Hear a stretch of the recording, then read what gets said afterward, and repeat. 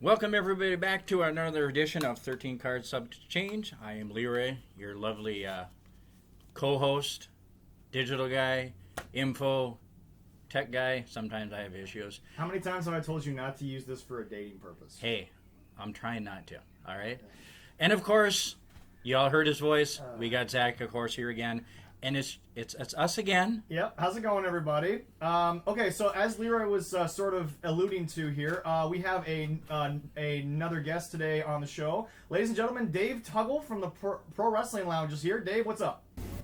What's going on, guys? How y'all doing today? Doing good. So, for those of you who obviously heard, we had Mike Mercer on the show a few episodes back, so we're doing this via phone interview. Dave is going to hopefully stick with us for the whole time. If he can't, we're going to get some thoughts on what he believes on our topics today. Today's topics, obviously there's a huge topic in wrestling. We were wondering if we were going to cover it. Not much else we could do. It's sort of taken over the wrestling world right now, and obviously there's not a lot going on, so we're going to delve into that. But we're going to start today with a little bit of NXT stuff. Dave, why don't you give everybody out there a little bit of insight into your past with wrestling? How you doing, guys? I'm Dave. I'm 31, long-time wrestling fan, probably since I was about, I'd say, 11 years old. I truly love all wrestling. Besides that, just like you guys, I try to tune in, try to catch as much as I can on a weekly basis. If I don't, I use, my YouTube, or I use the PWL Lounge, which is the best Facebook group on Facebook. Just throw that out there. But yeah, man, long time wrestling fan, and I am a big fan of what's going on today. So let's get into these topics. Okay, awesome. So we sort of closed the show last week. We also sort of talked a little bit about it. So we previewed on the last show the winner-take-all NXT North American title match, which was Keith Lee versus Finn Balor, and of course the third member of that match was the former Heart and Soul, Mr. Johnny Wrestling, Johnny Gargano. New gimmick is a little bit, I think, crying childish. I'm not exactly sure how you want to. Yeah, something like that. I don't know, but yeah, I don't they're know. trying. Dave, any thoughts with Dinner with the Garganos? I mean, just to speak on like the gimmick, we've seen this gimmick done before, like the nerdy kind of, like Sami Zayn portrayal, almost the nerdy explain, kind of like, get out of things quick and easy. But I don't know. I haven't seen enough of it yet. I feel like Gargano is a guy who's at a crossroads. Like, he's done so much on NXT, you would almost think they'd be ready to clock him up soon. But I really don't know where he goes next. I'm curious to see. I love Johnny Gargano, so I'm actually just kind of waiting to see how this plays out. And see, that's my whole thing about Johnny Gargano is, look, we all know why Tommaso Ciampa's not going to go up. He's already said, if you want to promote me to Raw or SmackDown once in a while, fine. But like he said, my family's in Orlando. My neck's not going to hold up for that much longer. I'm either going to retire or become a trainer here. So, but I mean, I know Johnny's the heart and soul of NXT, but Johnny doesn't really have the injury history. I feel like Johnny, if they wanted to promote him, I know he's like an NXT guy, but I mean, do you ever see Johnny not in NXT, Dave? So you, like you said, comments now pretty much saying where he's going after this, and I don't blame him. He's had some, severe injuries, and where he's been at in this place at NXT, if he were to leave it all there, I would be extremely happy with his career. Gargano, you would think that he has a little bit more longevity left. You would think that, does he want to become a bigger star? Is he okay with his role? Because if he's okay with his role, he can stay in NXT, get guys over, you know what I mean? Continue to do that. But I still feel like he does have a lot of potential in him. I would like to see him on the main roster, kind of when things, are more like back to wrestling space. I really believe he would thrive in that area. But I wouldn't be mad if he stayed in NXT. But at the end of the day, you know how when Vince wants something and he thinks you can spark something, that's usually how the way it goes. So we'll see. Leroy, any thoughts? Because Gargano's someone that call me crazy here, guys. One of the biggest problems I have with NXT is Triple H has built such a brand, and he's built such a culture that it's hard to even call it developmental anymore, because everyone's so raw black and gold that like, how do you take them and, I guess, quote unquote, promote them to the next level when they're just so gung-ho? That's my problem with like Rhea Ripley. I don't see her, like, I mean, I don't think Rhea Ripley can do anything else in NXT. She's already lost to Io Shirai. She lost the title. She's had the title. But can you move someone like Johnny Gargano to Raw or SmackDown and have it make sense? Maybe. If the writing, the storyline, then you can make it all make sense, you know. But like, if you let them be themselves, it usually goes. But like, it's all about creative at the end of the day. How good is the creative? Yeah, we know these guys can wrestle, but can you intrigue us? Can you make us want to follow them? We've seen so many stars come and fall the wrong wayside because, yeah, they can put on great wrestling matches, but what else could they do? They couldn't talk on a mic, they couldn't tell a story. We kind of seen Johnny be able to do all these things, you know what I mean? And, you know, with Thomas, he tells great stories, he can wrestle, and it's just like I said, like, we can creative do it, and I bet you all of us could come up with 100 ideas what we could do with them, honestly, but at the end of the day, it's up to the big league. Well, and see, that's my whole thing is, we're going to talk about it later on the show here, but you're a big Bray Wyatt guy, obviously. Love Bray Wyatt. Yeah, and like you were going back saying when you know, everyone in NXT can like physically go, but when you get to that main roster and you're on that, you know, big TV channel on the nights everyone notices, it's about being able to have more. And I feel like Bray Wyatt's a guy that I don't think Bray Wyatt's been ruined coming from NXT. I know NXT has this bad reputation of not making it on the main roster, but Bray's kind of the outlier in my opinion. Yeah, Right. definitely. And, oh, sorry, go ahead. Go ahead, Leroy. Yeah, no, yeah. I mean, it's hard to come from, as I say, the smaller one to the bigger one. But yeah, there's a few here and there that worked. I mean, Bray worked. I think Finn just got hurt by injury. I think that's intended. I mean, yeah. Yeah. Ricochet was pretty decent. I mean, I think it was the stories and the way they're going with him. I think that kind of screwed him. But other than that, I think he would have been doing just fine. So anyway, Dave, the winner of that match was Limitless Keith Lee. We can all bask in his glory a little bit later. We got a show to do right now. But okay, so Leroy and I talked about this at the end of last week's show. I honestly didn't know who to pick. I didn't know what what to happen. They all make sense to go against Adam Cole. They're all big in NXT. I mean, all of this stuff would make sense. I did like a little more Finn Balor only because of two reasons. Number one, my girlfriend will not stop talking about Finn Balor. And number two, Adam Cole did make it clear. I kind of have a reputation of showing up where you did after you and being a bigger deal. That was kind of a shot at Finn Balor. Definitely. I kind of wanted to see, although I'll be honest with you, the Bullet Club under Finn Balor was, screw you, we're going to take what we want, whereas Adam Cole, I thought it was a little more gimmicky, played out. We'll talk about that on another show sometime. But I mean, Keith Lee, correct decision, Dave? What would you have done? Okay, so I don't know who you guys thought was going to win the Adam Cole Velveteen Dream match, but I felt like I was kind of leaning toward Velveteen before the allegations. I felt like that might have swerved it. Right. If that storyline would have played out, then the Adam Cole situation probably would have been different with the North American title championship.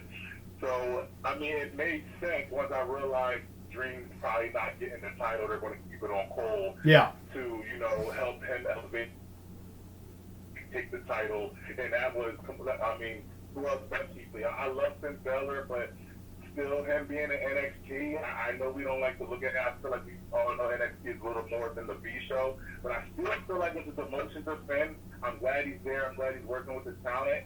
And Gargano, it was like I said, I don't know what they're going to do with him right now. I'm still waiting to see, but Keith Lee's hot. He's the hottest thing right now in NXT. He can go. He's a big guy who can wrestle. He doesn't have to do much talking, but that's fair. I felt like that's fair. That is true. I felt like if it wasn't going to be somebody as charismatic as 17 Dream in that picture, then you got to go with the next hottest talent, and that's Keith Lee. And that's the thing for me about Keith Lee is just, Dave, you touched on a great subject. He doesn't really need to talk. I think he's one of those guys where, like, the theme music sets the scene for Keith Lee, Right. and honestly, call me crazy here. He doesn't need a manager either. No. And I mean, like, call me crazy, Leroy. When you see him come out, he's actually speaking in his own theme music. So I think everything that Keith Lee needs to say actually comes out of the theme music. But I mean, like Leroy, Leroy, who did you pick? Did you have Keith Lee? I don't actually for winning the yeah, triple. Yeah. Did you have Keith Lee? He was probably about 85-90% my choice, probably winning. Okay. And next to him, Finn. A number of the top two that I would think went. And I enjoyed how they did end it. And I was like, oh yeah, Keith Lee, push him to see maybe he will be champ. Maybe he won't take them all, or that'll shoot him to the Dave kind of next touched roster. on this earlier. Are you, Leroy, are you waiting to see with Johnny Gargano before you actually do anything with him? Or I mean, do you think he's just done in NXT and there's not much left to go with? Dave brought up a good point. He wants to see more of Evil Gargano, but I mean, like, for you personally, what's the deal with Gargano to you? I mean, I'll just give my quick 2 cents. I don't know what else you can do with him. There's nothing left in NXT. He's done it all in NXT, but I think it's more about the heart and soul of what he wants to do. But your thoughts? I mean, like, where do you go with Gargano? Yeah, it's about that. Yeah, I mean, where can they go story-wise with him there in NXT? I mean, is there somebody on the main roster that he could jump up on Raw or SmackDown that he would go toe-to-toe with and do a good storyline with? I'm not sure. Yeah, okay. I mean, maybe they can find something for him there, but maybe they can't. I mean, might have to sit down NXT for a little while until they can get a good story going with somebody on there. Okay, that's fair. Dave, so now the next thing here is July 8th, the second night of the 2-night Great American Bash NXT edition. Who you got in the winner take all? You got Cole or you got Lee? Well, I got Cole or I got Lee. Winner takes all. So let's see here, guys. Like, what is the usual outcome with these first time big matches like this? Are we going straight down the middle, 1, 2, 3, or are we going to have a little swerve there where both guys are saying they title somebody somehow and set up for a whole different outcome? Well, I mean, here's the thing. We're only 30 days away, supposedly, from Adam Cole being done with his NXT contract, and we haven't heard that he's re-signed. So, I mean, I feel like the results of this match are going to go a long way to Adam Cole leaving or staying. I mean... Oh, okay. I like that. I can definitely... like I said, it's one of those things where, like, I thought Adam Cole... I don't know, like, do you guys think they're going to pick up the group or not? I feel like they're going to pick them all, keep them all together. I feel like Adam Cole is ready to elevate to the main roster, and I do believe if the Velveteen Dream situation would have been different, Dream probably would have took over that spot, Cole would have been elevated, and then you would have had a whole, maybe Velveteen Dream, Keith Lee, or whoever else was coming. But I still think, like, Adam Cole, Velveteen could accept in that spot, the next best guy is Keith Lee. He's the hottest thing right now. He checks all the boxes. So, to your point, if they are ready to move Cole, Keith Lee is definitely, he looks like a heavyweight champ. I was just looking at the picture where they're holding up the titles next to each other, and I'm just like, God, man. Keith just looks like he could just eat him alive. There's no camera. No. There's no camera guy in the world that can make that look any better. Right, and then I'm just like, at the end of the day, but then you still can't take away from Cole's talent. He can definitely go. But if there was a time to do it, like I said, I don't know where it's confusing because you don't know where Johnny's going to play, if Cole's staying. But if you're looking for the future, if you're trying to make stars, Keith Lee is definitely the guy to put it on now. If they want to carry the storyline out, if he doesn't get it, I don't know, maybe in the next pay-per-view, but I would go with Keith Lee. Okay, so you got Keith Lee winning, but, I mean, where do you stand on... I mean, do you think if he wins, that means Adam Cole is done and he's going to go to, like, what we call spot monkey wrestling here on the show, but AEW... I mean, his friends are there. His friends run the show. Yeah. Please, God, no. I don't know because, like I said, like I don't know what he has a great legacy right now in WWE with NXT with Undisputed Era. Yeah. And I don't know if he's drilled by money or whatever his long-term goals is. I'm sticking with the big dogs in WWE. I'm continuing my legacy You know what I mean? I'm going to try to make a push to be a bigger star, you know, or to make some great matches happen. You know what I mean? Like I said, I'm torn down the middle. I truly believe it's going to be like a championship match or something like that where both guys retain. But if somebody's dropping the title straight thing, I'm going with Keith Lee, and then you gotta make the next step for Adam Cole to the main roster and drive whatever storyline Undisputed Era can carry. I do not, and I'm just gonna say it. I've listened to Jim Cornette talk about it. I don't want to see Adam Cole go to AEW. Not this version of AEW. No. Okay. First of all, my season 1 review on AEW is coming up here, folks. Season 1 was just awful, and I'm gonna say that right now. A little spoiler alert. They've gotten better in season 2, but sadly, the reason why they're not featuring half their roster. You've cut 90% of the people that shouldn't be on your roster out of television. And it's just, but sadly, you stick around with Marco freaking Stunt, who's all of 120 pounds. Alexa Bliss can bench press this guy, for Christ's sake. Yeah, oh yeah. Marco Stunt is going to work with Adam Cole, baby. Adam Cole will kill him. Adam Cole is, and honestly, I think he's exactly what Jim Cornette said. He is Shawn Michaels 20 years later. Maybe not as bulky, but again, Adam Cole did have the issue with his health a while back. That's why he had to step away from the business. But I look at Adam Cole, and I look at him, and I see AJ Styles-esque. I see Shawn Michaels without the drug problems. He's great backstage. He's a nice guy. He's great with the fans. When he's on Up, Up, Down, Down for Uno, he made the most boneheaded play in the history of Uno ever. But, I mean, sorry, Adam, I'm never going to let you live that down. But I don't want to see him go to AEW until someone in AEW stands up and says, we're not going to put Marco Stunt out there. If Kenny Omega is supposedly the best in the world, then I'm going to bring in Adam Cole, and from day one, it's going to be Adam Cole, and it's going to be Kenny Omega. Or Pac. Yeah. Or Pac, for crying out loud. But well, I could see Adam if they're gonna throw him up on, put him on Raw. Yeah. Him and Seth. I think Undisputed Era versus the Monday Night Messiah and his followers. That's interesting. I think that would be a pretty decent. I mean, they could probably put a good one. And if he's not going to go in there, like you mentioned him just a second ago, him and AJ on SmackDown. I mean, they could go. I think it would be pretty, for technical wrestling in the ring. I mean, that's what I love. That would be good. Every time somebody goes to AEW, they get gimmicked into this BS. Brody Lee, who I think is one of the most talented big men, ends up being in the Dark Order, which is just one of the worst gimmick things. Okay, Dave, no BS. I showed my girlfriend the debut of the Dark Order, okay, on YouTube, and she actually left the room, grabbed the whiteboard in our kitchen, and she actually wrote a better debut for the Dark Order than they had in 10 minutes. Right. I was just mad at his uniform. I felt like he should have just kept the robe on. I was like, that's a horrible cult leader outfit. I don't know, man. But I mean, I guess the winner take all has a lot of different dynamics. It's Adam Cole's contract. Is it time to bring up the Undisputed Era? It has a lot to do with the quarantine and the pandemic going on right now. There's a lot of factors, but I mean, look. I think that Vince McMahon has been watching Keith Lee ever since Survivor Series. I feel like Keith Lee has got Vince's attention. I think Vince looks at Keith.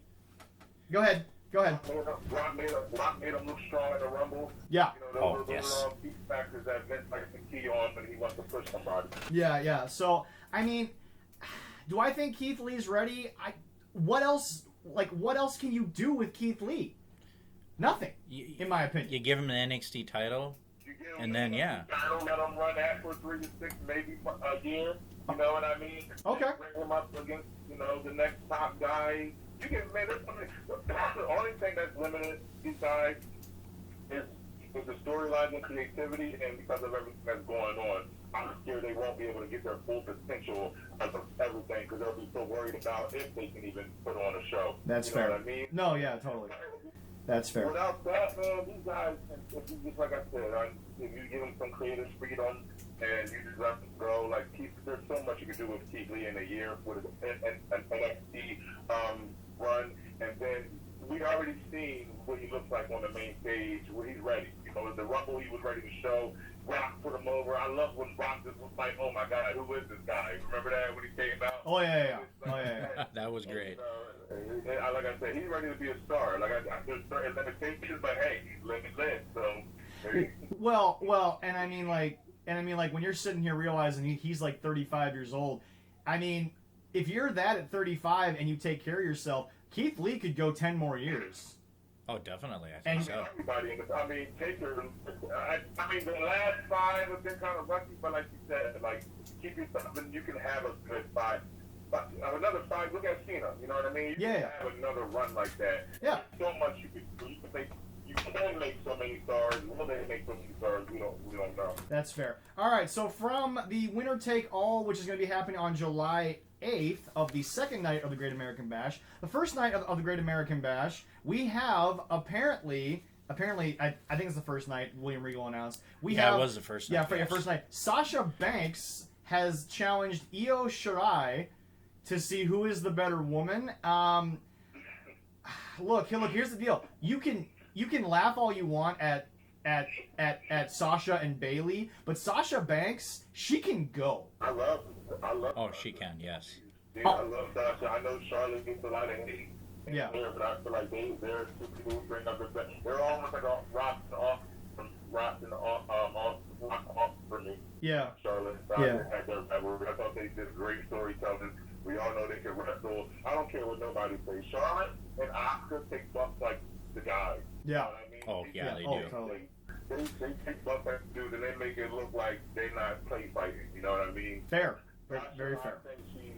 I think she's just a leader now. I feel like she's one of the people that you can put the spotlight on, and she can do so much with it. She's one of the people that you shouldn't be focusing on. Okay, that's fair. No, that's fair. Leroy, thoughts on like Sasha looking like a singles competitor for at least one night? I feel like Bayley's going to be there somewhere because obviously Io Shirai beat them both up. But first of all, Io Shirai is phenomenal. Absolutely unbelievable as a competitor. I love Io Shirai. But, I mean, Leroy, thoughts on Sasha coming out as a singles competitor for at least one night, supposedly? Well, one night is going to kind of highlight and kind of give everybody teasing for her match with Asuka, you know, and then seeing how they're going to, I mean, if they're going to push Sasha and make her look tough and get her a win, or is she going to lose? I mean, it's a toss-up. I mean, they could go... They could go and they could make her look, she's, and riding high and get that boost towards that next match to see how it goes. So, any thoughts on Sasha and Io? Is this for the title? No, it's not. No, non-title. That changes everything. Yeah, okay. I think Sasha definitely should win this. And I mean, I think it's going to make Io very strong because she's very talented. Yeah. But the only way I mean, you know what? I'm just going to put my prediction in. Okay. Sasha's going to lose because of Bayley somehow, and then they're going to drive that narrative of breaking them apart, backing together, breaking them apart again. If this... Another carrot. If this happens, Dave, I am going to warn you right now. My girlfriend, who is now in the lounge, she going to call your ass out and be like, I swear to God, if they keep with this dangling carrot... Oh... I'm calling it right now. Io with the win, Bayley with the distraction. They'll be best friends by Friday. Okay. Oh, probably, yeah. Okay, so, alright, so Dave's official choice is Io Shirai beats Bayley, beats Bayley and Sasha, but beats Sasha Banks officially in the middle of the ring due to something with Bayley. And then, so Dave, I'm going to put you on the spot as a creative guy here. Okay. What does that do to Sasha versus Asuka? I feel like it does what it's supposed to do. I feel like these are just fillers. I feel like you keep driving the narrative that Sasha keeps coming close to these victories, kind of without Bayley, kind of swerving the face turn, and she's trying to win these matches down the middle, and she keeps losing because of belly, and then you literally just drive that into a title match with Sensu. Whether they have the titles or not, you can do so much with that. I still think after, I feel like Sasha's going to go strong, but lose. It's going to be because of belly. Okay. And then you continue with the dangling of the carrot of the best friend this week, not best friend next week. Oh, God, yeah. Put on a spectacular match. Leroy, your thoughts on where this goes? Well, you know what? Quit dangling the damn carrot. Take a frickin' bite out of it and just do it. Oh, my God. I want it over with. Like a good night, you know, you can have a cigarette afterwards. Come on, let's just finish it out and be done, all right? Oh, yes, I went there again. Leroy wants the cigarette after the one night stand, apparently. Well, it could be a 2-night stand, but fair enough. Okay. So, moving on from that, I mean, you guys got to kind of think they're going to drive this a little bit because they lost one of their top stars in Charlotte. So, which is they're going to milk whatever storyline they can get out of it. Look, we still got Bobby Lashley and Lana together, okay? Like, well, that's not. No, he's not wrong. He's not wrong, Leroy. I mean, sadly, that is still happening. Divorce papers to finalize.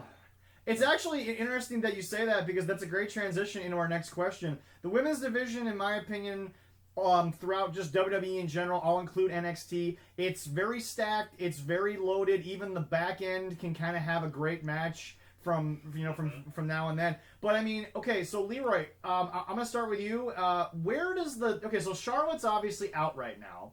Whether that's for a legit surgery, whether it's a cosmetic surgery, honestly, in my opinion, give her a break anyway. She was working 3 shows a week for like 6 months there. I mean, okay, so where do you think the women's division is going to be okay, or is the star quality of Charlotte, is it being there, Leroy? Is that what makes us love the women's division? Is just her aura? We'll start with you, Dave. I'll have you come in once Leroy responds.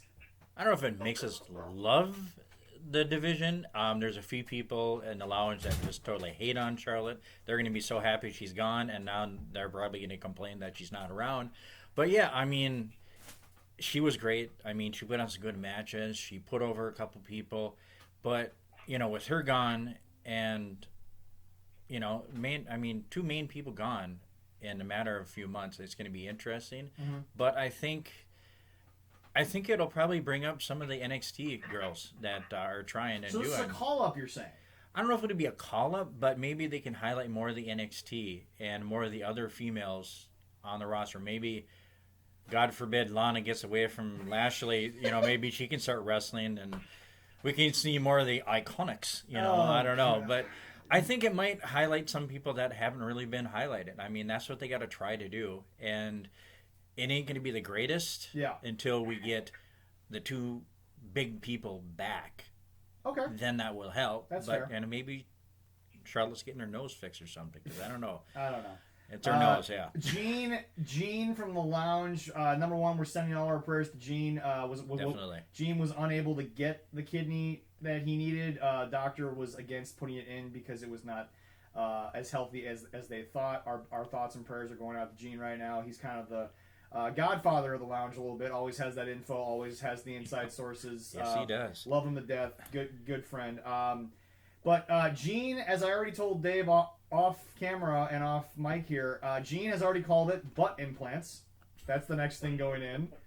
Shout out to Gene. There we go. That would help her butt a little bit, you know. Anyway, Dave, so I'll bring you in now. What is your post-Charlotte women's division look like? I think the women's division is going to be fine. I think we all love Charlotte. I think we just got overexposed to her. I think we'll be excited when she comes back. You know what I mean? But I don't think the women's division is going to suffer from it. You got some of the best talent. I don't care what nobody says. WWE has the best women's division. And they check all the boxes, you know, whether they have Asuka or Io, some of the top Japanese stars. Those Mae Young classics were amazing. WWE's women's division is way, you know, has come a long, long way. Definitely, without a doubt. Oh, yes. Right, you have stars like Asuka, who like, if if you let them be themselves, yes, she has a language barrier, but her personality speaks volumes. I was wondering maybe you should team her up with someone who can speak a little bit, but she really don't need it. You know what I mean? She has a lot of personality, and the girl can go. She's personally my favorite at this time right now. Okay.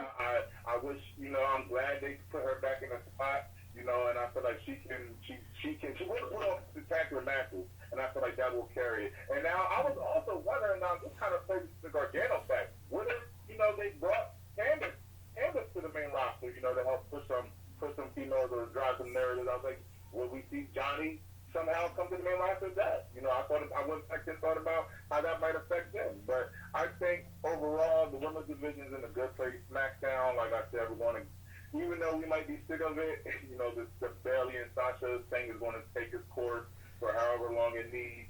And then I also don't think that it can be understated if you ever want to pull that trigger.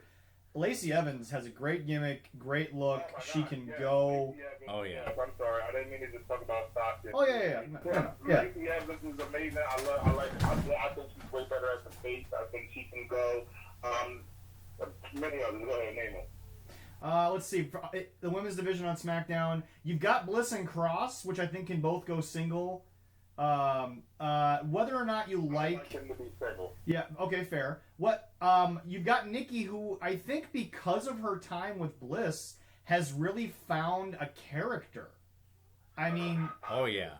Listen, I'm glad you say that. I think they ruined her. I loved her as a crazy, demonic, she didn't even need sanity for that role, but I'm still not really won over by the psychotic, crazy knight gimmick, but mind that she can wrestle. Well, to your point though, everything I've seen backstage, whether it's been ride along or just backstage footage, it seems like this is going back to your point. This is her.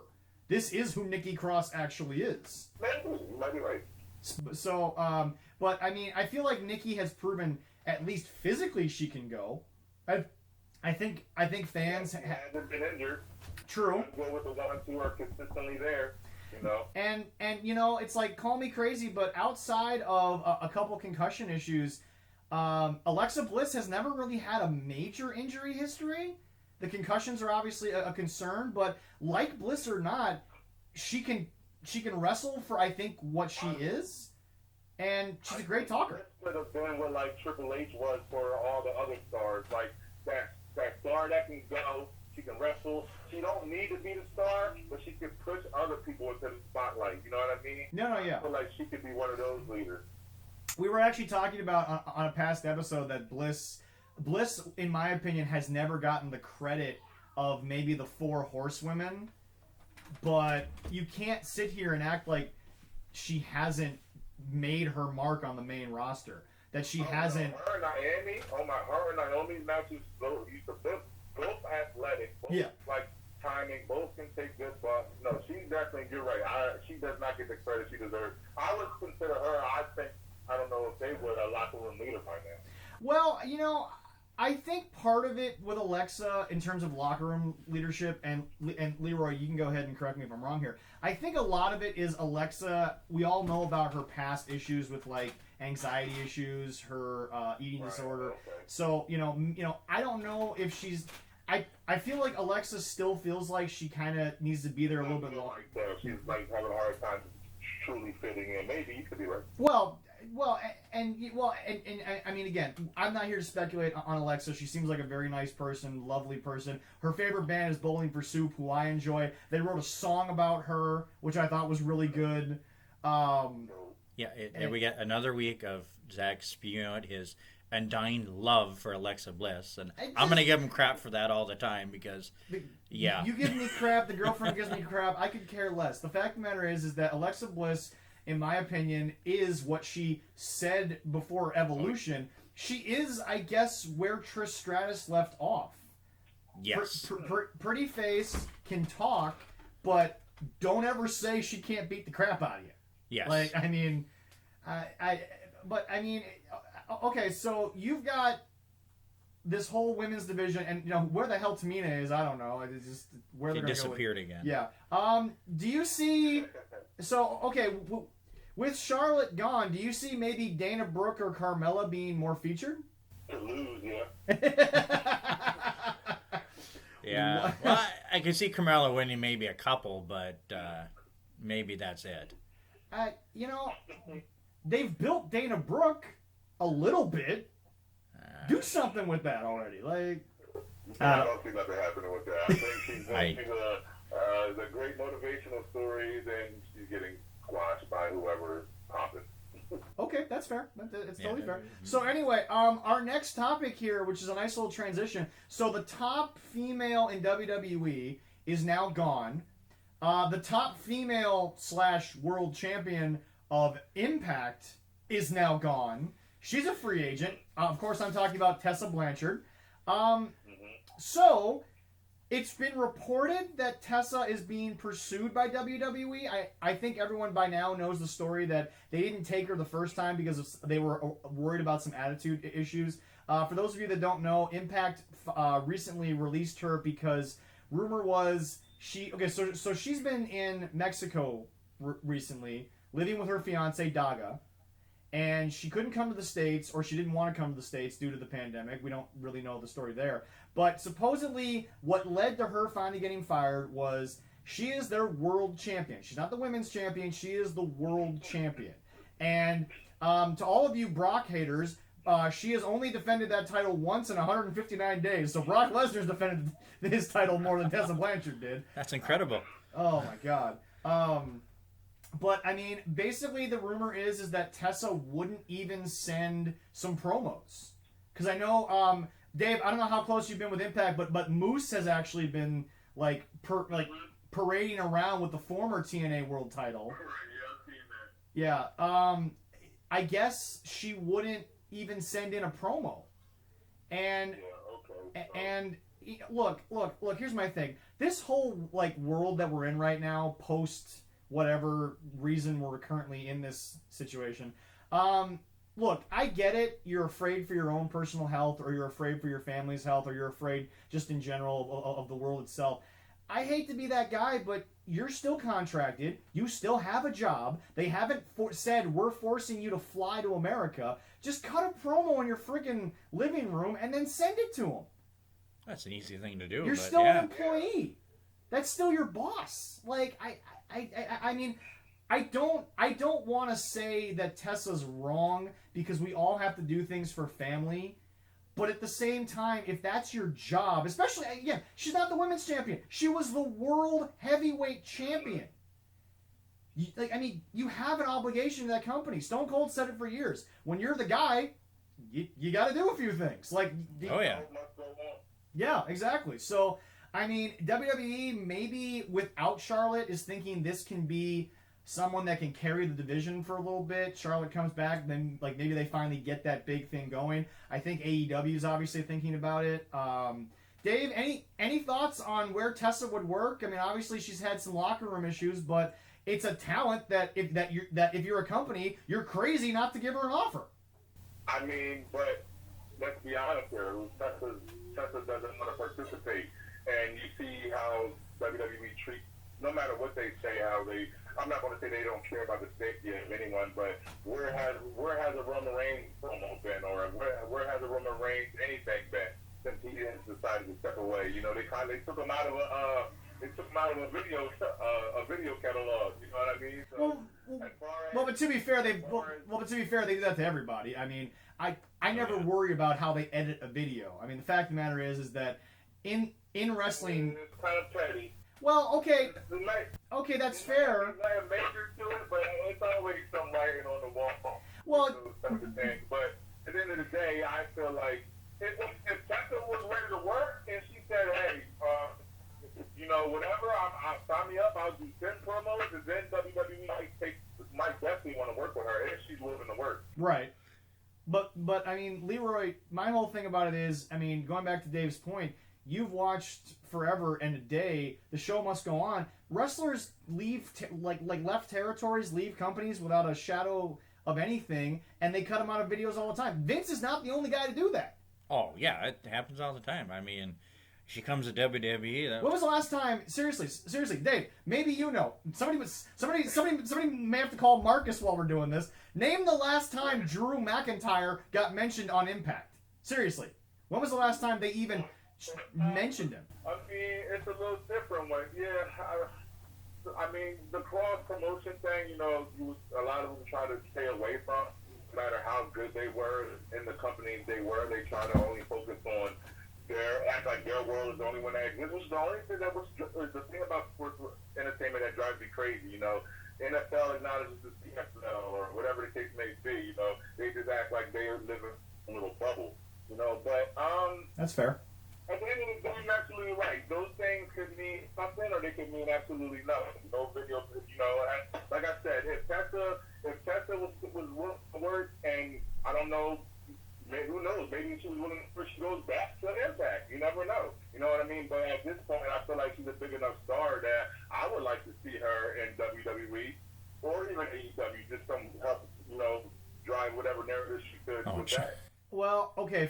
First of all, if she goes to AEW, the only person that would legitimately have a chance to even challenge her, because that entire women's division is so green and is so garbage right now with the. Now, okay, here's the deal. Nyla Rose could be a great. You never know. She might want to be the pioneer or something. You never know how their thought process is. If they want the money and the instant, WWE is your goal, but they're still building over there. So you never know. She might want to be a part of something that she feels like she can invest in later down the road. My biggest problem with Impact, or not Impact, AEW, Spot Monkey Wrestling, it's not even the women in the division. It's the dude who's booking it. Kenny freaking Omega is booking the women's division in AEW.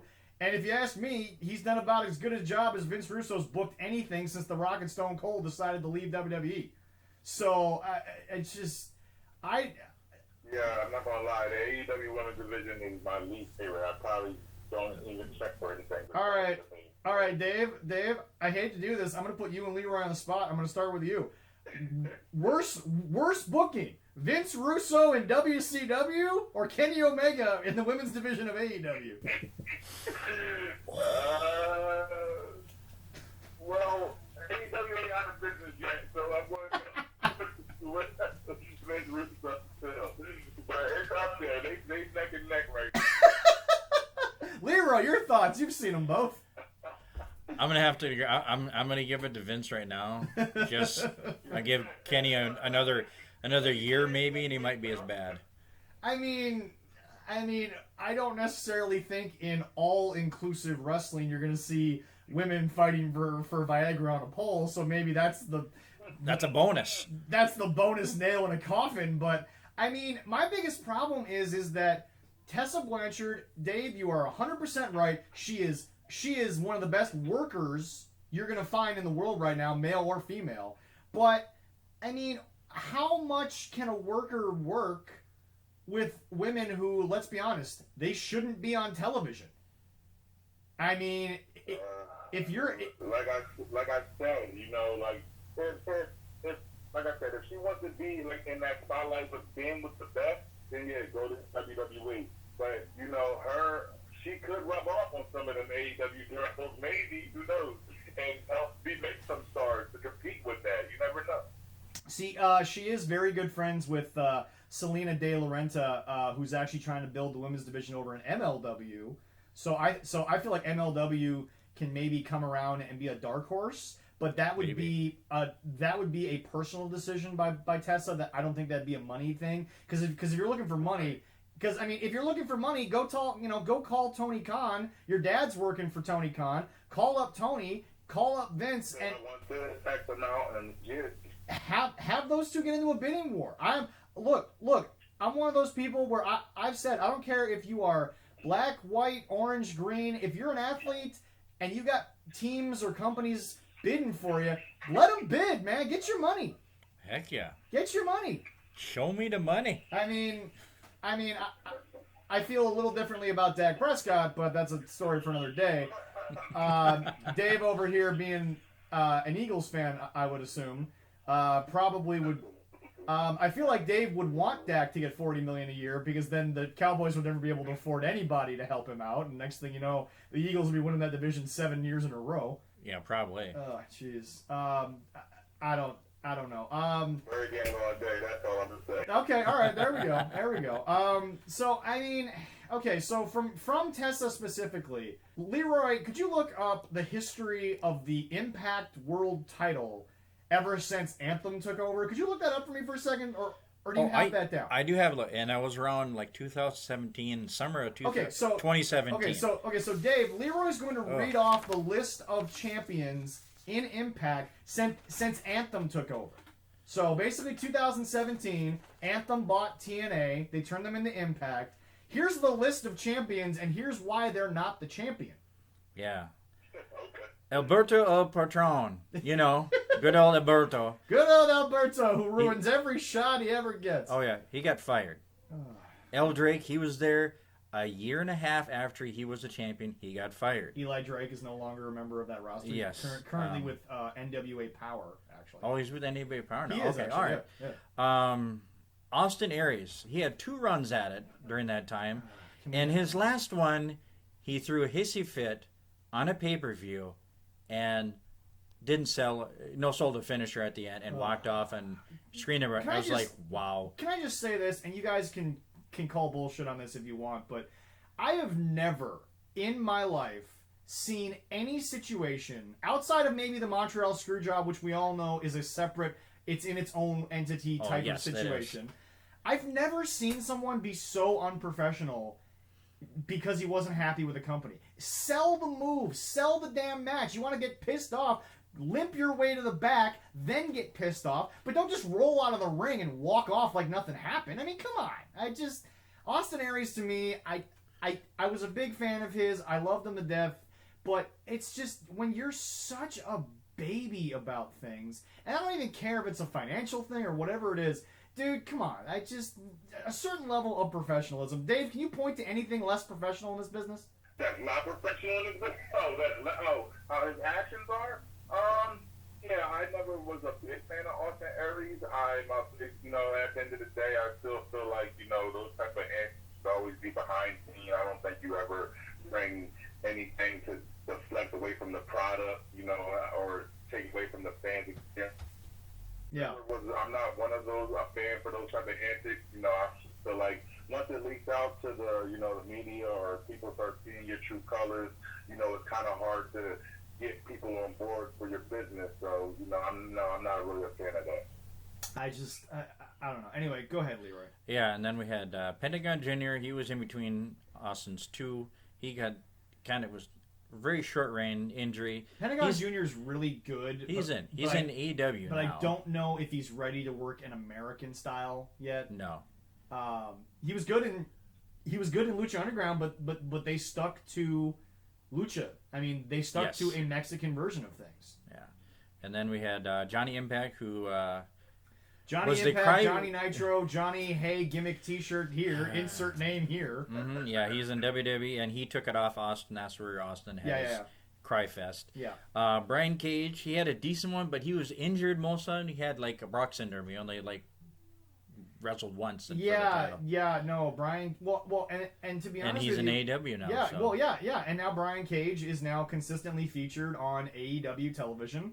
I don't know if he needs to be with Taz. I think you brought that up when we talked about it, but we'll see where that goes. And then I believe after Brian Cage, wasn't that Sammy? Was that Sammy Callahan? Yeah, Sammy Callahan. He's still with them. He's still with Impact, but I don't. And Tesha. Who the hell else is going to touch Sammy Callahan? Sammy Callahan seems to have pissed off everybody in the wrestling business. And seriously, you could piss on the grave of Jeff Jarrett, who ain't even dead yet, and Impact will still sign you. I mean, Impact don't care. Well, it's like a curse of that title. I mean, 7 people, 1 person is still with the company. Everybody else is gone or fired. And that's with 3 years. Yeah. 3 years. That's crazy. 7 people, 1's still with you. 6 of them are actually like stars, and they're all gone for whatever reason. I mean, that's just the history of Impact. There's always just never been had anything consistent from manager to whoever. You know what I mean? Unfortunately, like I said, it's just AJ was the best thing out of there. There's nothing really prestige to me about Impact Wrestling. The day I officially gave Impact only a life support chance in wrestling, and I hate saying that because I want companies to succeed. We'll talk about that a little bit later. The day I gave up on Impact Wrestling ever competing with anyone for anything, I mean, for God's sakes, they're on Access TV, they're on, like they were on Twitch for a little while. They can't even get a freaking, like cable contract anymore. But the day I gave up was the day that I learned that AJ Styles was asked to take less money from Impact Wrestling to stay in Impact Wrestling. Yeah. The AJ Styles, one of the guy who at this point, if you haven't seen it, we'll try to get to it a little bit later, but the guy that was the only person that intrigued the Undertaker to have one more match, and Impact's like, no, we want to give you less money so we can give it to these schmucks who Undertaker doesn't even know exists. Like, I mean, you have to, like, to me, that kills your cachet with any wrestler. Forget AJ Styles. Oh, yeah. Any wrestler's going to look at you and say, you're going to treat AJ Styles like that? How the hell are you going to treat me? Like, Definitely. Dave said it best. They're on life support, and they've been on life support for a long time. Let's just list out where they've gone. They got kicked off Spike TV. Yeah. They got kicked off Spike TV. Then they ended up on, what was it? Was it the Travel Channel? I think it was something like that. Some weird ass No. Destination America. So you've got a wrestling company that for a very short period of time was having all these stars, was this big show, giant production, had Sting for crying out loud, and now you're on the same network as Ghost Hunters, Barbecue Pitmasters, and can we also not forget for a second there that it's also the Bigfoot Network for crying out loud. Like, it's just... And then they went from there, after not even a year, they're now on Pop TV, which does nothing but run old reruns of soap operas. That was the TV Guide channel, by the way. Did you know that, Dave? Oh my God! I did know that. Absolutely. The old, Leroy, no bullshit. The old channel that you used to go to and you used to watch the channels go up and down to find out what's on. Yeah, to find out what's on. That turned into Pop TV, and that's what picked up Impact Wrestling. And then they got kicked off that, and then they went to Twitch. Nothing against Twitch, because I watch a lot of Twitch streamers. I enjoy a lot of Let's Play. I enjoy a lot of people that are on Twitch, YouTube, all that kind of stuff. But, I mean, it's just... Dave, you might be right. It is a cursed company. I don't know what it is. I would love to see them to succeed and have healthy competition, but they haven't had no consistency in so long, and as a product, over the years. You still there? Your phone's kind of going a little haywire, it sounds like. Dave, you still there? Dave, you still there? Oh, my headphones died. Oh, okay. All right. Okay. It's all good. So anyway, but I mean, is it... So the topic right now is basically where is Impact? I mean... There we go, I'm back. I mean, okay, so Dave... I'm not piggybacking off of Jim Cornette's rant about Vince Russo, but Impact has had everybody from Sting and Flair all the way on down to someone I have never heard of and probably worked 6 weeks on the show.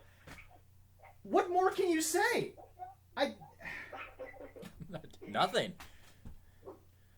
I mean... Put a fork and be done with them.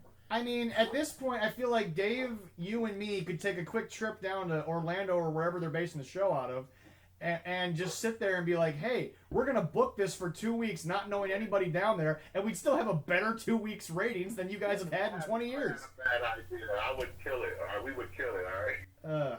No, kill it? No, just throw Vince Russo in there. He'll kill it. It'll be dead in a month. Oh, my God.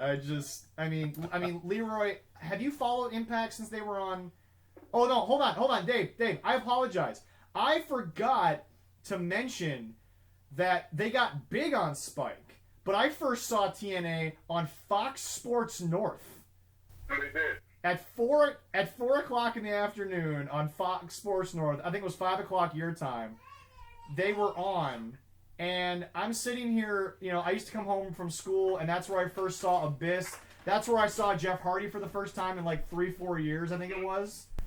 We had Booker T in a good year. They had, you know, Hart Steph in somewhat of a good year. They had a lot of WWE after projects. Yeah, but I mean, I just, there's life support, and then there's having to stick the adrenaline needle from Pulp Fiction in them probably once every 6 months at this point. I mean, that sounds about right.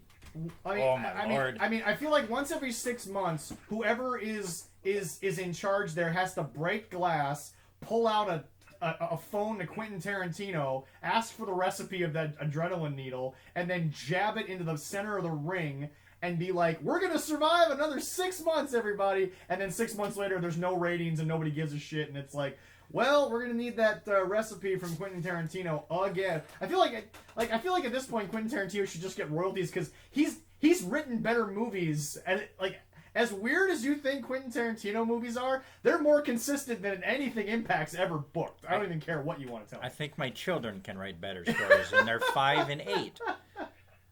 They've had better stories. I love their stories. Oh my God, I mean, I don't know what to do.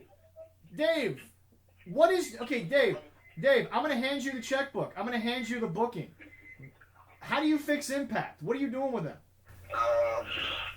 Well, I feel like Moose on the high street. I feel like that's in the most prized possession you have, and obviously you get the heavyweight championship going in this spotlight. Your best worker, man, whoever your best worker is, whoever you think the next outcome and talent is, and you run I don't know, 3-6 months. You're still cutting out there, Dave. Technology, it works. I love technology. Sorry about that, folks. Dave, you still there? Hang on one second here. We might have lost him there for a minute. Yeah, you know what? I'm gonna actually just hang up, and then I'm gonna call him right back, and then we'll see if that'll change anything. All right. Here. So let's just go ahead. I'm gonna call him back here. Okay. So anyway. So Leroy, while I try to get Dave back, what do you got for me? Fix Impact for me. Fix Impact? They got to get somebody that's big. Moose, he's doing good, but they got to stay away from doing too much gimmicky crap. I mean, they got to find the right talent. They got to push the right talent. They got to get good. They got to get good stories going. But I feel like they haven't even been that gimmicky. I feel like they've tried to have. Well, some people, and they might try to, that's something. Oh, do gimmicky? It's like, no, got to get back to regular pure wrestling. I watched them way back in the day when they were there. No, that's on no, that. It's all good. So it's all good. So Dave, I'm gonna have Leroy kind of give his synopsis here. I'm asking him how to fix Impact. So why don't you listen, and then I'll have you respond to what Leroy thinks. It's like they do have to go back to the way they used to be when they first started, when I first saw them years ago. And I was just out of whim. I turned the channel, I found it, and I was like, oh, this looks kind of neat with the ring and stuff like that. Yeah. And they put on some damn good shows that I ended up watching quite often when they were on. So, I mean, they got to go back to their old roots to be able to make it. So, basically for you, it's 2 steps back to take 3 steps forward. They're going to have to, and if they don't, they're going to die. I mean, stick a needle in them, kill them. No more injections from Quentin Tarantino because it ain't going to help. They're just going to be dead. Your thoughts, Dave, on Leroy's back to the past idea? What do you mean, as far as bringing in old veterans? No. Leroy's suggestion is take the 6-sided ring, but go back to what they kind of were back on Spike TV with a little more less. Leroy. So Leroy looks at them as a little gimmicky, which I feel like they've had bad moments of that. I feel like all wrestling is gimmicky today, though. Okay, no, I mean, that's fair, but I mean, call me crazy here, but despite some characters, I'm not going to say that WWE's done perfect. I feel like WWE has at least done the best job of presenting characters that make sense. Does that make? I mean, Yeah. The best character of all time, longevity-wise, and that's the Undertaker. There's no gimmick that like from start to finish. There's no gimmick that truly surpasses that gimmick. Okay. You want to talk about how good his matches were from start to finish? That is, you could tell that whole storyline like a movie. Fair. That's fair. Anyway, so whilst we leave TNA or Impact or whatever they're calling themselves these days, the Impact Zone, Nashville, the Asylum, what I got so many names I don't even know what to say anymore. I got 40 different names or something. As we leave them on life support, we return to another killer subject. Edge and Randy Orton are still going on despite the fact Edge is now hurt. He's rehabbing the tricep injury. Leroy brought this up. Dave, what do you think? Dave, what do you think about the Legend Killer sort of being brought back? But is it the same Legend Killer in your opinion, or is it an updated version? So this is certainly not going to say that WWE always steals my good ideas, but I always feel like they always steal my good ideas. Like the rest of us. You might want to check your phone, man. I mean, Vince was able to get Florida to make wrestlers essential. He might be able to get the NSA to tap your phone, bro. Right. So I feel like it was time for Randy Orton to either confront that, either going back to the Legend Killer gimmick, or confront the whole maybe I'm a legend and somebody trying to take him out. But he's going with the return of the Legend Killer. I always love the aggression side of him. I always love the front kick. I feel like Randy's one of those guys who is straight up and down with the wrestling business, wants to breathe long-term wise. You know what I mean? What is he, a second generation or third generation? Third generation. Third generation. Third generation. Bullet Bob Orton was his grandfather. Cowboy Bob Orton was his dad, and then obviously Randy. So he just with the business loves to breathe. Those type of guys who are running in the business, know the business, has with the company, has worked on his character. He kind of go anywhere when he wants with his character. You know what I mean? And I feel like Randy's he's not as great as reinventing himself as Y2J or someone like that, but I feel like he's great at staying in a picture or any type of storyline. And when you got a veteran like Edge, they say Edge wanted to come back, and when he wanted to work with someone who was a veteran. He wanted to see exactly where he was at. That's fair. That's fair. And he's a legend, so I like it because I love that. I always love that character, but it's like, okay, well, who takes up the Legend Killer when he becomes a legend now? So I'm curious to see where they go after that. And my biggest thing is most recently Edge finally, I guess, put to bed the greatest wrestling match ever. We talked about it on the show. I don't think it was, but Promotion was cool. Fair. But I do think. I don't mean, because when I seen him do the Three Amigos and I was looking at his hip placement, Yeah. I was like, oh my god, it looks so bad. Like, rest in peace, Eddie. But it was just like, when I started doing the other moves, like, they looked like they were trying to just do another move. You know what I mean? It's just like, and any great technical superstar can make any of those basic moves look good. That's fair. That's fair. That was not a degree of wrestling match. It was a good wrestling match.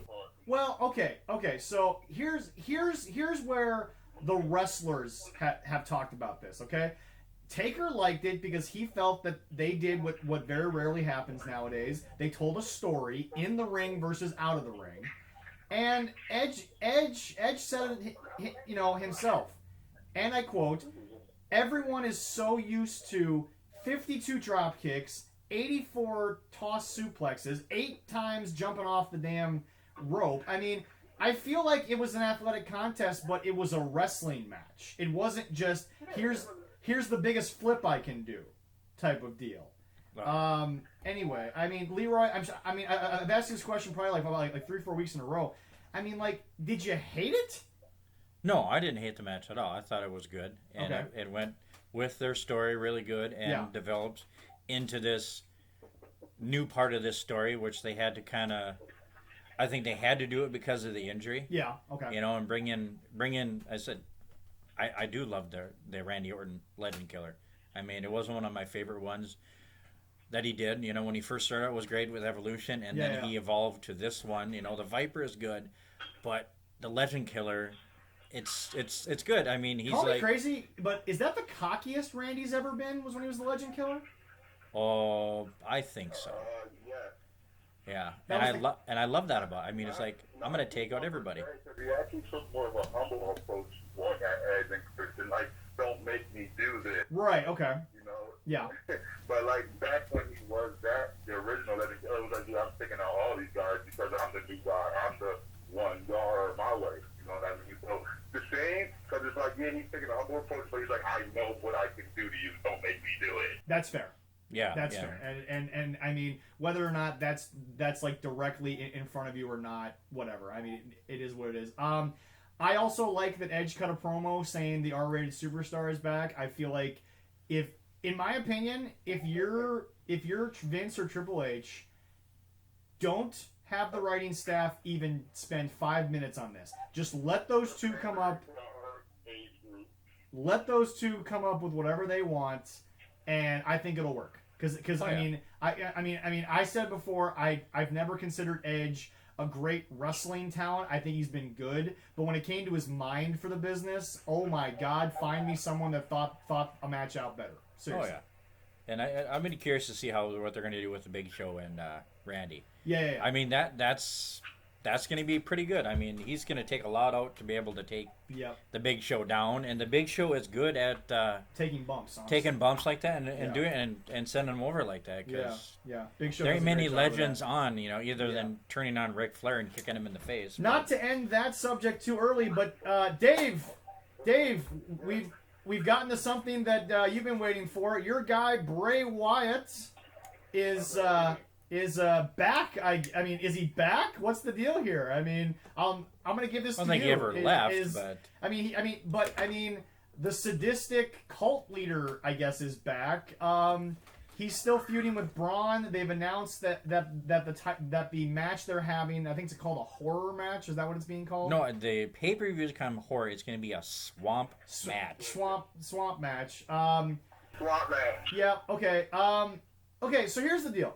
Right now in wrestling, I feel like AEW, Spot Monkey, and WWE have the same gimmick going right now. Matt Hardy changes into 4 different versions of Matt Hardy. Bray Wyatt's bringing back different versions. I am. Who's going into that stuff? Who's going into that stuff? I gotta go with Bray, but okay. Here's why. It makes sense. It makes sense that Bray Wyatt changes his image for Braun. It makes sense. There's no reason why Braun should keep fighting the Mr. Rogers version when the version that he has an issue with is the Louisiana Backwoods version of Bray Wyatt. The one who created him. Yeah, exactly. So and Bray is one of those minds where if he's we always talk about creative control. If he's given creative control, he will run wild with it. Yeah. And I feel like he's just whether they want character the faces of Foley, I think it's way deeper than that character, honestly. But I just feel like if you let Bray do what he wants with this storytelling wise, they can do no wrong with it. I mean, I've seen that comparison. Can we put that to bed right now, Leroy? You watched. It's nowhere near the same. You watched the Faces of Foley from day one when he walked in as Mankind. The Faces of Foley was a different idea entirely. Mick Foley was like Mick Foley wanted you to know there were 3 different versions. Oh yeah, he wasn't hiding it at all. I mean, it was great. It was a funny gimmick the way they did it. Like boom, one comes out, boom, the next come out, boom, the third comes out. It was great. I mean, it made you laugh, made you chuckle a little bit, saying, "Oh yeah, that's the same guy." And with Bray, I mean, it was the Mr. Roger character. I mean, he had that, and then the Fiend. I mean, he's cracked. And is the Fiend next, Dave? Do you think this Yes. is going to be the prelude to the Fiend?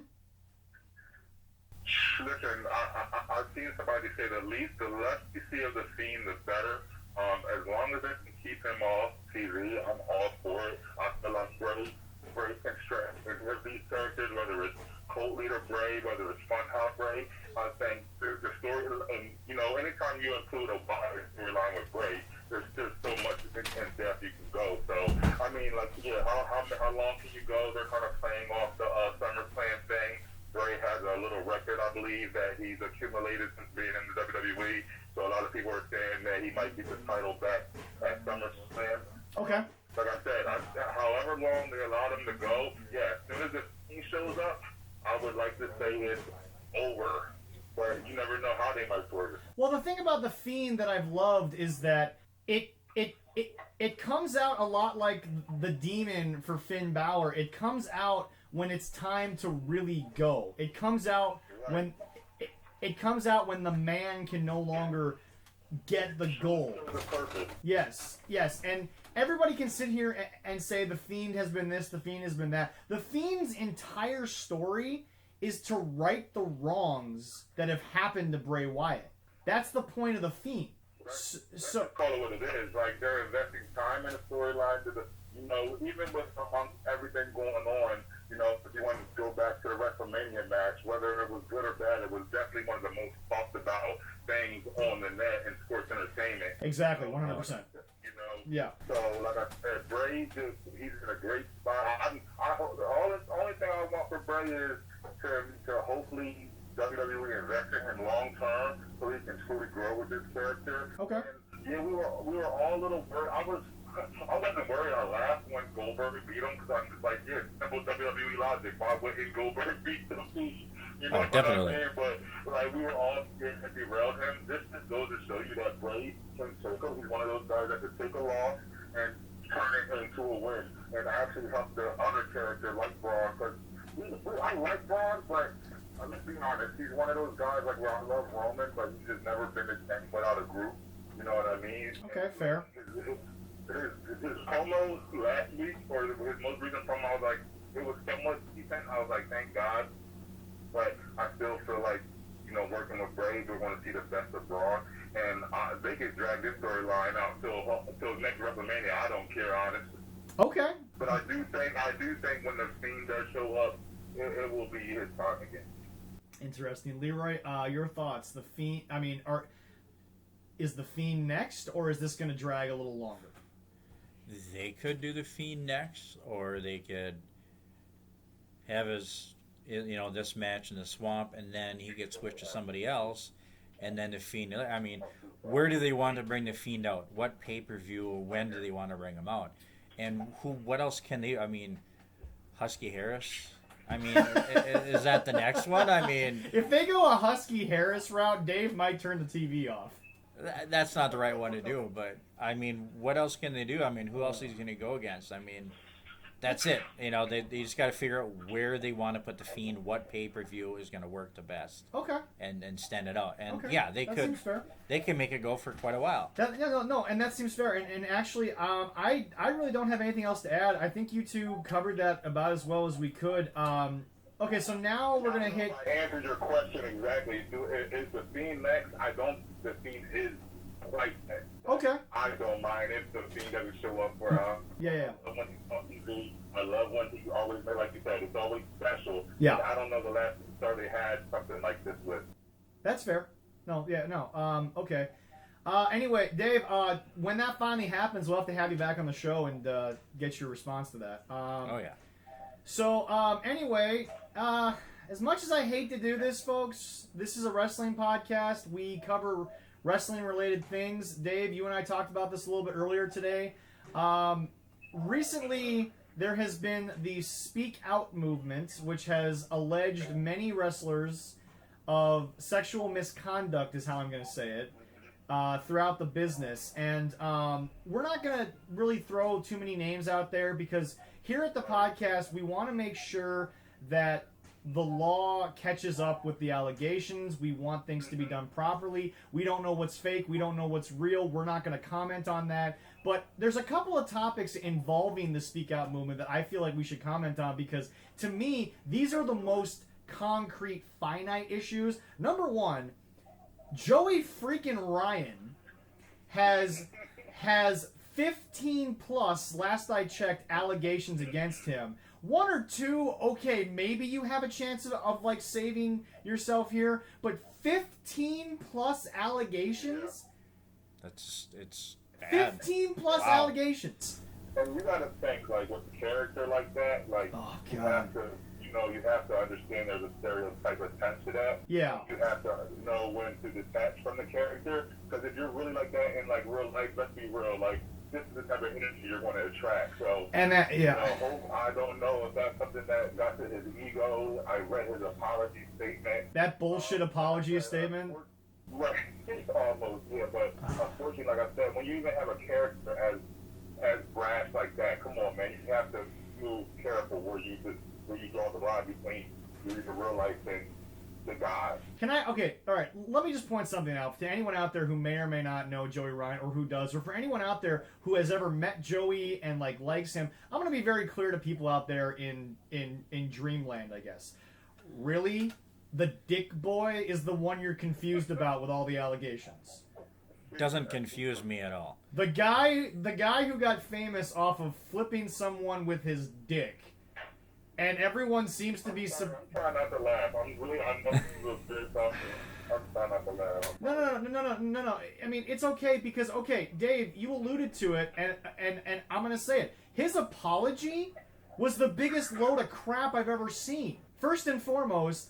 okay, first of all, Dave, I don't know how close you've been following Speak Out, but there have been guys who have admitted it, and they've apologized, and there have been guys who have flat out said no, but this is the first guy who not only did he basically admit it, but he said there's an excuse.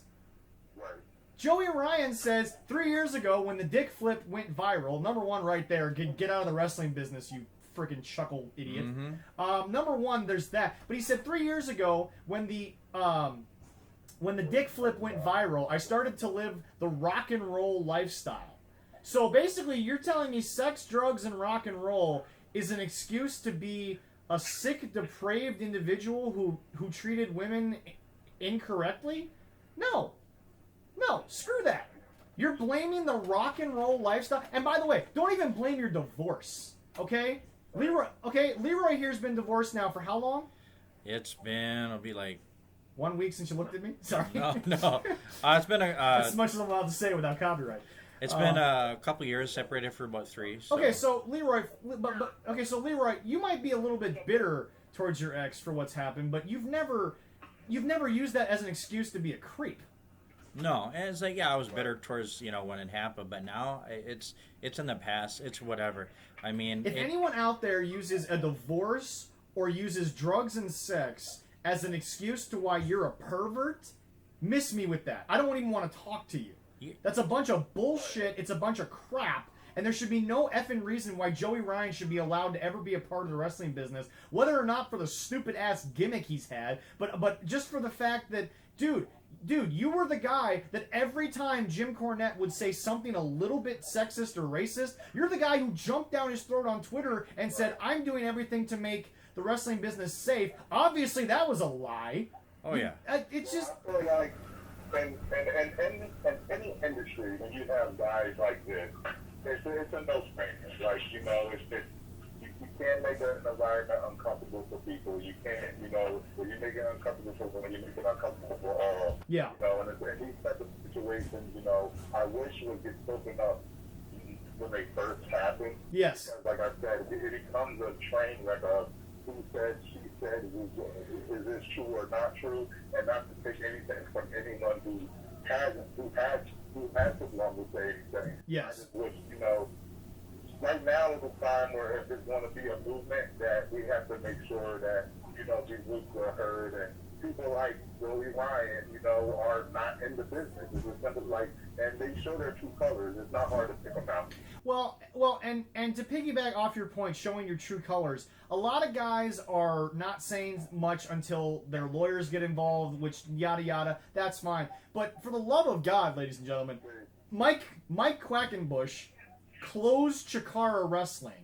Joey Ryan closed Bar Wrestling. When you close down a company, I feel like you're guilty. I feel like there's no way that you're coming back from this. And it's like, if I may digress for a second here, Leroy and I know he's actually wearing the shirt today. Mr. Darren Corbin, a local wrestler here.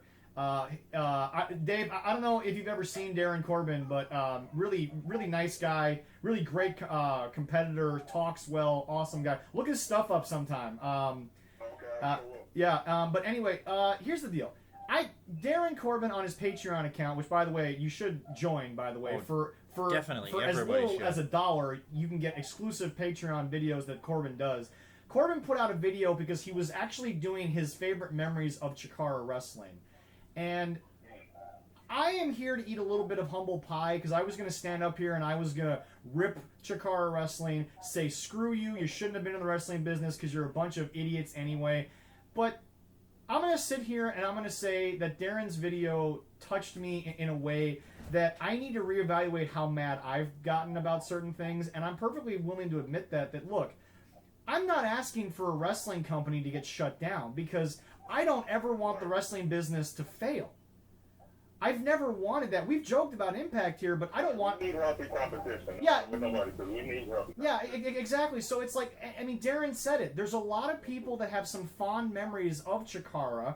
There's been a lot of huge talent that came out of Chikara. It was a home for a lot of people, and I'm not going to speak too much more on Chikara because I feel like I don't know what it was like to see Mike Quackenbush talk in a locker room. Darren, alluded to it, and I'm not here to rip on anyone's good memories of Chikara wrestling, but I mean the fact of the matter is this: is that the future of wrestling is going to depend on guys like us who have this podcast, who have a platform, who go to shows, who work with companies.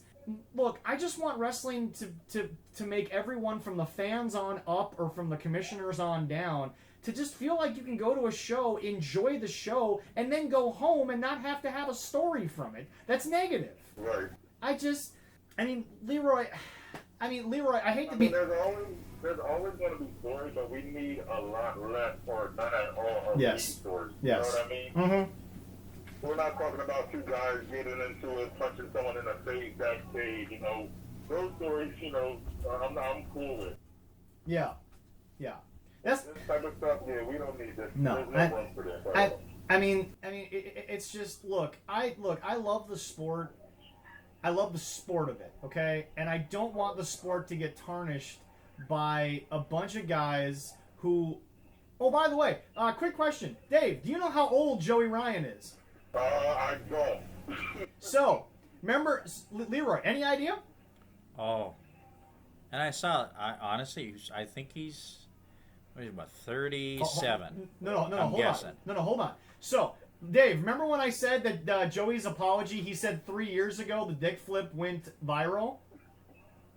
He was 37. Yeah, and unfortunately, when you're that age and no one says anything, you get very comfortable and stuck in your ways. So, going back to my point before, if a guy like that doesn't know hey, I got to move completely different in real life outside this gimmick, or somebody might even take some advantage of me because of the gimmick. If you can't think like that, then like I said, then anything outside of that and you're not worried about making someone feel uncomfortable, then like I said, you got to get out of there, man. Dude, I'm sorry, but you're 31. Leroy, you're what now? 45. 45. 1945 is when Leroy was officially called an age. But anyway, and I'm 28. But I'm gonna make something clear. I'm 28. I'm the youngest guy currently talking. I'm 12 years younger than Joey Ryan, and I know not to do any of that shit. At 40 years old, you need to be told. At 40 years old, you need to be told what's right and what's wrong. Screw your apology, screw your wrestling company, screw anything you ever did in this business. I mean, the fact of the matter is that at 40 years old, if I have to teach you how to be respectful to anyone, let alone a woman, there's no helping you. There's no fixing that. Well, I would just say watch out for those 40-year-old apologetic people.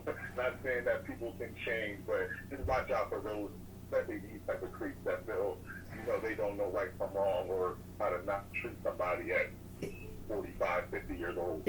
If at 40 years old, I have to tell you that if a woman picks you up from the airport and brings you to the place you're wrestling, to not grope her in a car, if I have to tell you that at 40 years old, get the hell out of my wrestling company. I swear. Definitely, yeah. I swear to God, any wrestling company that ever books Joey Ryan for any reason ever again, I swear to God, screw your apology, screw your reasoning. I mean, okay, quick question. When I say rock and roll lifestyle, who's the first person that comes to the majority of people's minds? Oh, I don't know. How about Motley freaking Crue? Okay? Anybody else see The Dirt on Netflix? That was a heck of a movie, but I mean, oh Lord. But here's the thing. Drugs, sex, and rock and roll, they're the kings of it. When was the last time they were accused of sexual assault? It's been years. They figured it out as kids. They got older and they got hurt too much, I think. They were kids, and I don't even remember the last time. I honestly don't even remember any sexual assault charges on the 4 dudes of Motley Crue. The fact of the matter is that Motley Crue has done twice as much drugs, sex, anything that Joey Ryan will ever do in his life. And they figured it out. Yeah, Tommy has not been in the news for years. No. Yeah. No. It just, I mean, Dave, your final thoughts on Joey Ryan, I guess. Not even just on Joey Ryan. Anybody who's like that, like I said, like at that age, these guys are showing their true colors. And if someone's just speaking up and protecting the algorithm, that we're all doing. But once they show you who they are, let's get them out of there. Anybody. Look, I love going to local shows. I've been to a big number of them so far. And one of the shows that Leroy and I go to a lot, it's called Grand Slam. It's actually a charitable event here in Minnesota. My buddy our friend David, who actually owns Midwest All-Star Wrestling, he has a battered women's shelter down in the cities. And that's his charity event. He raises money for battered women. So, I mean, I don't honestly know what to say other than that. Look, I mean, the whole thing makes me speechless. When you got 15, 16 allegations, you either got to be in jail or you got to go hide in a hole for the rest of your life. He should not work for another company. Oh God, no! I just and then pay attention to anybody because this. There we go. Okay. Yeah. I'm sitting here looking at this, Leroy. You're a father. You're an ex-husband, but I mean, you've had a relationship with a woman before. Your thoughts on Joey Ryan, for Christ's sake? He's a pig.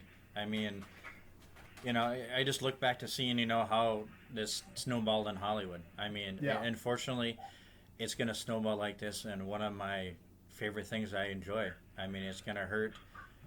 It's going to hurt, and we get back to, what we know and what everybody that we have been involved with. They're great people. My son went. He had a great time at a couple of different shows. Yeah.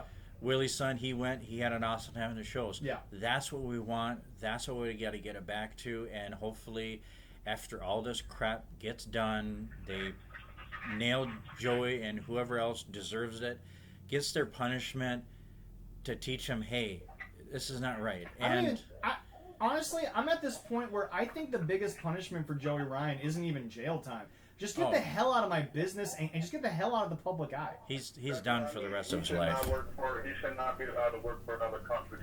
Like I said, at this point, you like whatever consequence you think or your apology was good enough for. No, it's not. Like there's been too many people damaged by this, and the rest of the community. Like I said, we don't condone this. We love sports entertainment, and I never really was a fan of the whole split thing. I never.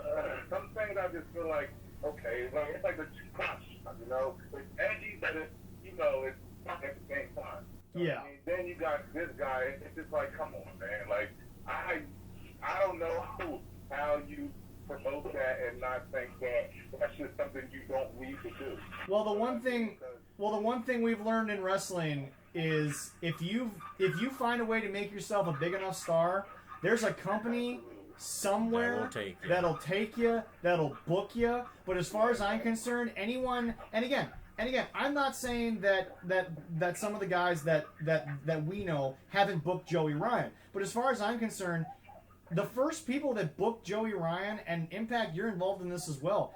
If you're if you're booking that and you're saying that's the future of our sport, I don't need you. The gimmick literally has to. Listen, I'm a forgiving person. Yeah. And I don't really, I try to look at both sides, but this is something like a situation where like, could he change? Could he work on a whole new image? Yes, very possibly. If he was a smart businessman, he would do that ASAP. He would hire a whole new publicist and change. He maybe become a Christian wrestler. I don't freaking know. But, if he were to someday somehow be in another promotion, it can't be this type of crap. No. Here, this gimmick at all. You know what I mean? It's crazy because what could work is a completely reform of the gimmick you could actually run with. That as a whole storyline. Yeah. Not to make any type of light out of this, but that's the kind of wrestling. Yeah, no. Totally get it. Totally understand. Go ahead. At the end of the day, like, I'm not personally touching him, and you have to pay attention to who is, My biggest thing is that guy should have never been in this business. And I am a person that says this business is for everyone. But if what you got famous on was basically making fun of the business, get the hell out. Right.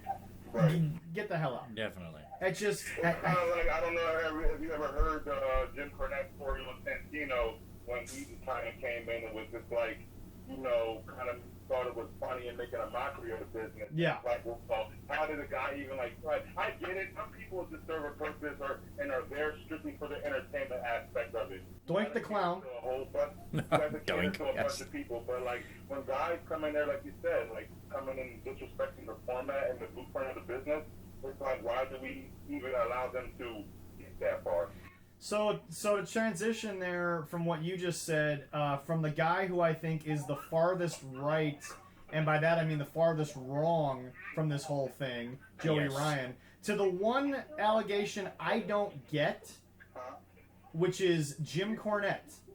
Yeah. Look, here's the deal. I am not, look, I've said on the show many times, I enjoy Jim Cornette. I enjoy, how he likes the business and how he feels about the business, both past and present. I am not here to say that I think Jim Cornette is 100% innocent because I don't know the true facts. But to me, that story doesn't hold up, doesn't make a lot of sense. And at the end of the day, I mean, Dave, you and I are both big fans, Leroy as well. Has anyone ever thought Jim... Not that we even always agree with him. Yeah, no. I mean, we don't always agree, but here's the deal. The one thing we could all agree on, I don't think anyone's ever called him a liar outside of Vince Russo, who we all know Vince Russo's the Oh, God, yes. Jim Cornette, that man keeps a freaking notebook of every recollection thing that he has in the business. So even if he called him a liar, it would be very hard to call him one, and he probably called bullshit. He probably called bullshit with any type of fact that he has written down in his notebook. I don't know if you ever see him do interviews. He can always go back to a certain date. Oh, yeah. Tell you what booking was this. So, like I said, I know we can be kind of biased. If I'm a lawyer and I'm looking at the facts, it doesn't look like it adds up at all. Well, and that's the thing. I mean, I come from a family of lawyers, and here's some of the facts that I've seen. These alleged things are from 2017, 3 years ago. Jim Cornette has had no affiliation with a major wrestling company in, I don't know what, 10 years at this point. It's been forever. Something like that, yeah. He was the head of OVW for developmental from like 1998 or 1997 until 2005. He got fired by Vince. He's put some of the biggest stars in the business out of OVW, which is where this supposedly happened. He hasn't had an ownership stake in OVW since 2007. He wrote a little TV for them in 2015. But the fact of the matter is, and I'm not going to go that deep into the allegations, but the timeline doesn't add up. Dave's exactly right. I mean, you got to look at this and say to yourself, this is, I'm not saying untrue, but I'm saying it's really hard to convince me that it's 100% factual. Well, when I was listening to what he was talking about, that it sounds like he's out of the business, but he's like consulting. They would like call him up and say, "Hey, can you ask me about this?" And he'd give him his 2 cents on a simple thing, but that's it over a phone, and that's it. Like, consulting isn't my power in the wrestling. Nobody in the wrestling business gives a damn what Jim Cornette has to say anyway. You think Vince McMahon's gonna call up old Jimmy Cornette and ask his advice on Raw? No. I just No. listen to an interview talking about, somebody's like, they sent pictures, of his wife sent pictures of his butt. I was like, It wasn't really? his butt. It was actually her butt. His wife's, his wife's ass. Yeah. And I'm like, and I have many pictures of that lovely. I'm like, yeah, that is a man talking about how much he loves his wife there. And Dave, did you listen whatever, to his but, it was Corny great. Drive-Thru special edition? The specialist, this week, I was in and out of it. I listened to a couple segments you had on there. Okay, so the one special edition that he did where he basically talked solely about himself. Here's the other thing. The dude came off, in my opinion, pretty genuine. He's admitted to being a little bit of a freak. He's admitted to being not exactly the nicest guy in the world. But he also said something that I think ultimately comes down to Joey Ryan. It comes down to this. Right. The biggest asshole is the one who tells you he's not an asshole. Yep. I've said that a few times myself. Jim Cornette has not really made a dime in the wrestling business for over 10 years. He's made money off the wrestling business. I'm not going to say he hasn't. Oh, definitely. But I mean, the fact is that he's got. And by the way, hold on, Dave. Quick question: you think if he went to Brock Lesnar, that would have gone over well with this allegation? At what? So okay, let's think for 5 seconds. Let's just assume that these allegations are 100% true, and he did this to guys in OVW. Okay, how do you think Brock Lesnar would have gone with that? He would like humble him up or something. Ate him for lunch. No, he wasn't. On that type of time. You know what I mean? I don't think that would have went far at all. Well, it's just here's the thing. So one dude has basically confirmed the story, and he's currently in OVW. I'm not gonna make names. I don't need people to go Twitter crazy. It's all over Google. If you can't find it, that's your own fault. But the guy who made the allegation apparently lives in Billings, Montana. He's never met Jim Cornette, and I'm just looking at myself like, guys, none of this adds up. Well, and like Jim said, he said the guy got pictures from another wrestler that he didn't mean to get, but he got him anyway. Yeah, no. I'm like, it's what just, the heck? It's just, look, again, I am not sitting here saying that I am 100% convinced, but I'm a hell of a lot closer to being not convinced than I am convinced. And you know what? If this all comes out that we're wrong, we'll make a public apology on this show. I agree with you there. I will eat as much crow from anyone who will listen or anyone that wants to bash me on social media. I will eat all the crow in the world if I am proven wrong. But I'm also making it very clear. I am not saying yes or no, but I'm a hell of a lot closer to no than I am yes. You got to get me a hell of a lot more information. Well, maybe this guy is. This guy who pretty much keeps notes of everything. But not to say this in like a negative way, but Yeah. I don't like that with something bad and stuff. Yeah. But like, it comes to a point. No, we were all agreeing there, you know what I mean? After the type of person not taking that. Yeah. We're still losing you there, Dave, just so you know. And when you're that opinionated, you gotta take that extra step to cover your ass, So, like I said, I don't think it's true. If it ever did come out, it was true. Yeah, he canceled. You know what I mean? But, Yeah. like I said, I'm waiting for. This is not like, I hate to say, like the Joey Ryan guy who was just like, God, who didn't see that coming? You know what I mean? Right. Two different scenarios. Yeah. So I mean, Leroy, just go ahead, because I mean, like, you've heard the facts, you've looked it up yourself. Your thoughts? Well, it's like maybe this guy got like burned that he really wanted to do something with Jim and his wife, and they both told him to screw off. I mean, I don't know, or he just has this. He sees a picture of him and he's sitting in. So this you're little... telling me, Leroy, are you being honest with me that there is someone in the wrestling business that doesn't like Jim Cornette? Are you his serious? Wife? Yeah. Or this guy is sitting in a little shack in Billings, Montana, with his thing in his hand, looking at pictures or whatever. I don't know. But that's all I can say. I mean, he's just reaching out and trying to get something because he can do it. The sarcasm's there when I say that pretty much everybody in the wrestling business hates Jim Cornette. Well, but yeah. I feel like if they hated Jim Cornette and they had this information, they would have put it out years ago, as far as I'm concerned. That's true. I mean, Oh, Twitter God. and the social media gives everybody a voice, but not everybody needs to do their voice. Like Jim- you said last week, just shut up. You don't need to do this. Shut up. This is. I just don't think a guy like if you ever listen to a podcast of Jim, he will rip you a new one. I don't think a guy like that goes to the industry talking that much shit about people with something like this and then not come out way sooner. You know what I mean? There is a long list of people. Jim Cornette has said, "I will live long enough to piss on Vince Russo's grave," but I feel like there's an even longer list of people that want to piss on Jim Cornette's grave. Yeah. But I mean, it goes back to that. I mean, at the end of the day, sometimes things are as simple as Dave just said. At this point, don't you think shit like that would have come out? Definitely. At Years this ago. point, don't. Especially with a guy like him. Like, you know, you can't like, it's one thing when you're talking shit. It's one thing when you're talking shit and you got a whole bunch of shit up your own ass. You know what I mean? Those who live in glass houses shouldn't throw stones. Jim Cornette throws boulders. So. Well, when has he ever been in a glass house? I don't know. Anyway, so Dave, we're gonna wrap up a couple of stuff here. I want to get your thoughts here.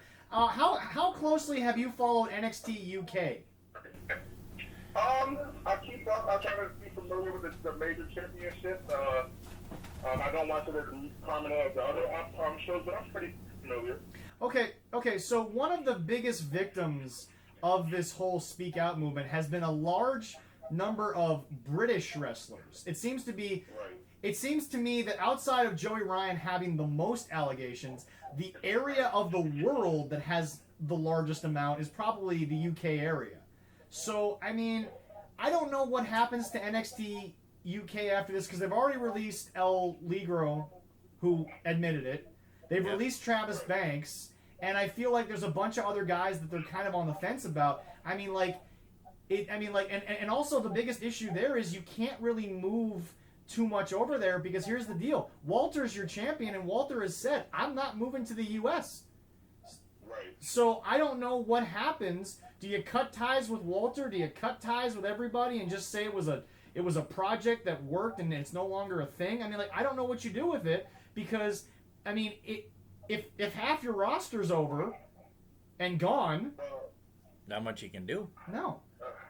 I mean, you would think they would take this time to, like, you know, put a lot of things on hold and try to get their shit in order, but like we said earlier, the show must go on. Yeah. So when you're already in like a handicapped situation with like everything going on, you really can't afford to lose no talent, you know what I mean? But you know, whatever operation they got going on over there is definitely about to be shaken up, rightfully so.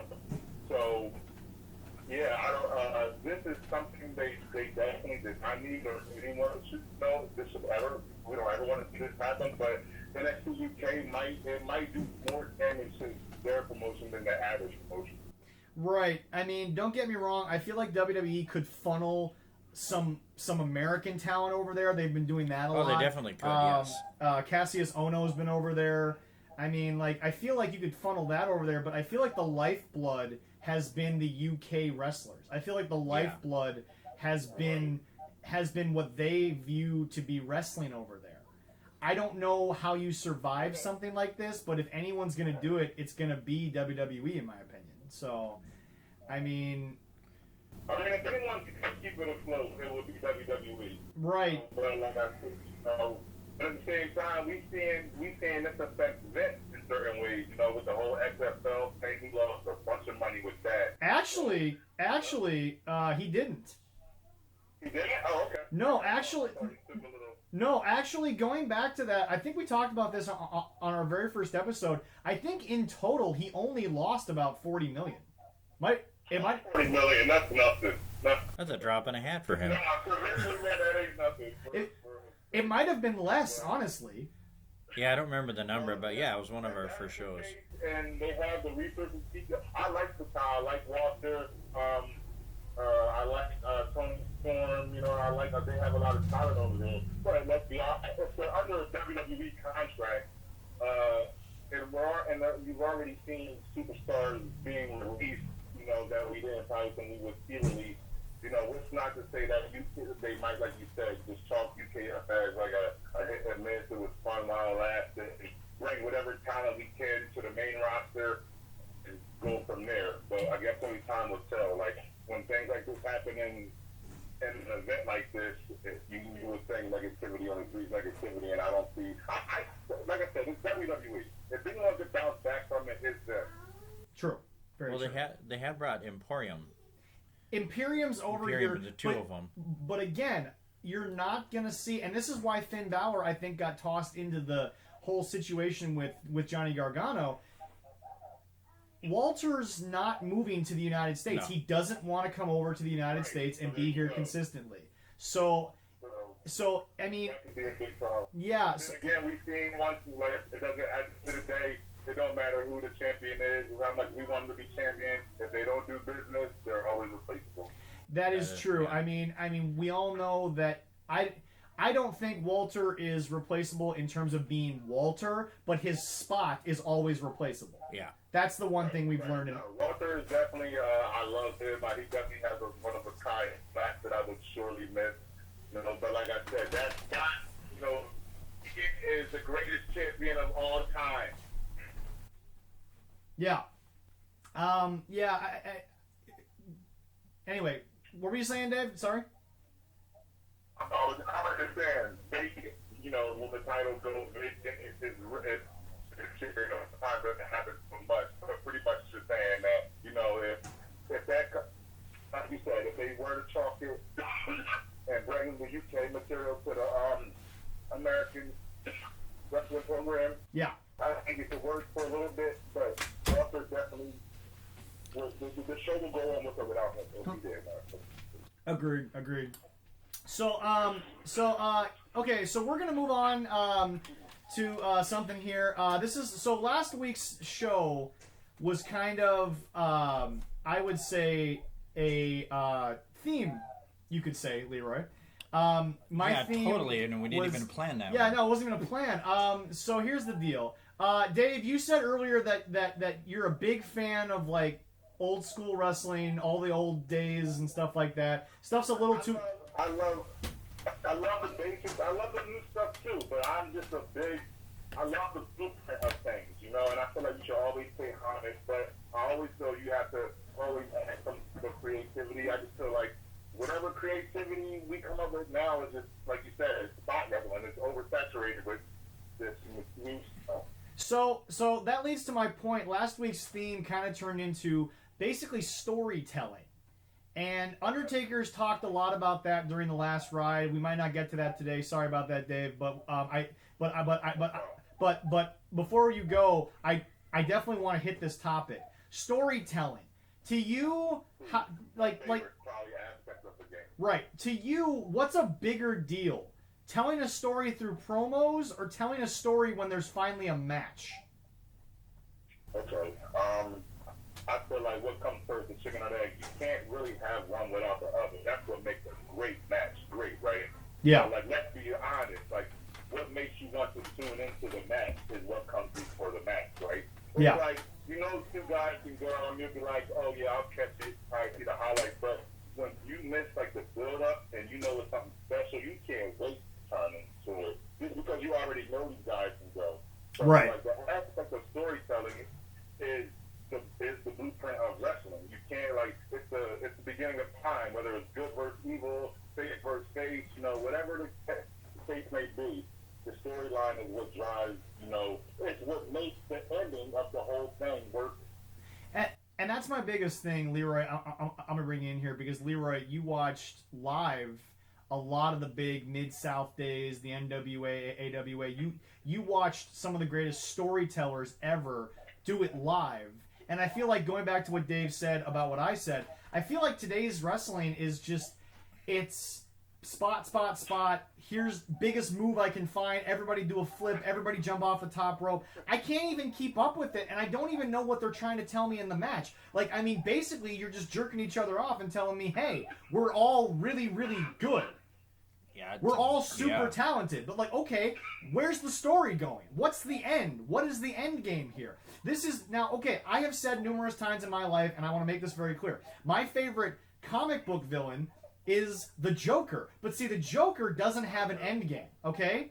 Joker's the perfect villain because he doesn't have an end game. He wants the story to go on forever. But wrestling is not comic books. Like, I need an end game. I need a payoff. And I don't get that from most modern wrestling. No, you don't. I mean, all right, Leroy, you watched, like I said, you watched Ric Flair's 16 recognized world titles. You watched Dusty Rhodes cut those promos. You watched them tell stories. What, in your opinion, a lot of the spot monkey stuff that we see, what's the difference in your opinion? I mean, like, what are they missing today? They're missing them stories. I mean, Flair was a talker. So was Dusty. I mean, Flair told his stories in every single promotion. He didn't stop. He was the nature boy through and through until he retired. Right. Dusty Rhodes was the American dream the whole time. I mean, he came in WWE and they threw him a polka dot gimmick and he talked about it. He goes, he ran with it. Yeah, why not? And he was successful. People these days got to look back. They got to look at these old everything. Look at these old wrestling shows and see how these guys are and try not to be exactly like that, but try work on these images. I mean, the biggest WrestleMania 3 everybody talks about. The biggest match was Hogan Andre. Right. But the best match of the night was Ricky the Dragon Steamboat versus and Randy Savage. I mean, that was great. I mean, the storytelling they did. The storytelling that Ric Flair and Steamboat did for many years, and Dusty Rhodes. I mean, that's what they need to do again. I mean, they're starting to do that a little bit, now. I mean, the Bray Wyatt thing going on is great. Yeah. Now, the Rey Mysterio and Seth Rollins one, I mean, that's starting to go pretty well. Yeah. I mean, they got to get more of that in. Slow start. And Ray's been around for a while, so he has a little bit of that experience. He knows from doing lucha back in the day that they do a lot of storytelling in the ring. And he can bring that, and he can teach his son who's going to be doing it. And that's what we need more of. It will be more entertaining. This is my problem. And Dave, a couple years ago, the Lounge really started to get into like Japanese wrestling. You remember that sort of like resurgence? I remember everybody trying to, wrestler like. Well. Like, I always try to keep touching base with the Japanese from the time when Hawk was over there. Right. Well, okay. So my whole thing about this is just the best storytelling I've seen in a long time. And I'll be honest, this sounds weird coming from me because how much I've bashed him. It was Kenny Omega versus Okada. It was really good. They told stories in those hour-long fights. But my biggest problem is that Kenny Omega, ever since he's not worked with Okada, I don't think he has any idea how to tell a story. Like, don't get me wrong, Kenny Omega is super talented, but I'm bored off my ass in his match because he does the same 30 moves every match. He has to find somebody that he can't sell it. I mean, exactly. His fault for not being able to maybe express him. Because that's where also the storytelling comes in. Like, But Dave, he is the creative. That's the problem. Oh yeah, the biggest problem. The man has been left to his own devices, or maybe he's listening to Tony Khan, who, dude, your dad owns a football team that can't win 6 games. Like someone else do that for him. Maybe that's how he shines so well. New Japan kept a leash on him. They kept him where they could. And I feel like they got the most out of Kenny Omega that I don't think Kenny Omega's capable of by himself. This is why I always say the inmates don't need to run the asylum all the time. And by the way, Dave, you and Leroy can both answer this question, but I'm going to say this. Is anybody that in modern wrestling Dusty Rhodes? No. There's never ever going to be another Dusty Rhodes. Is anyone in wrestling right now Dusty Rhodes? I don't think nobody can.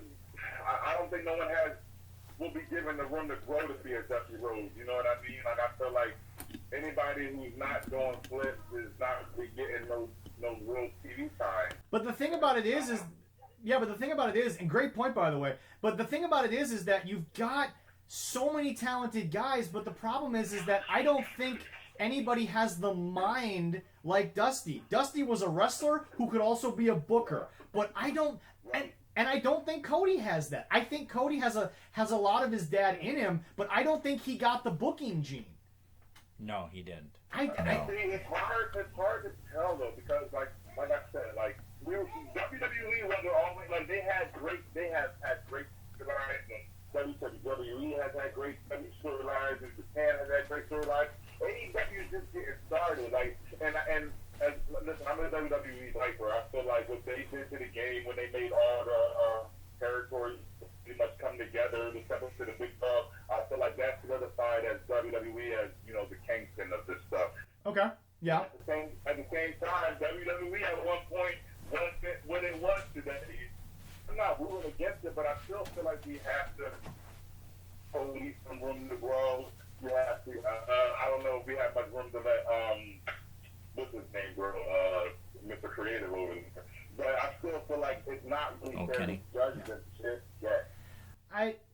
I mean, don't get me wrong. I agree guys need to have room to grow. I think you're 100% right. But my problem is I've watched an entire, almost 2 seasons now of AEW television, and I'm telling you, they're getting better, but they still make decisions where I'm like, you're letting the guy do everything, but the problem is that he's not telling a story. He's just trying to get his own shit over.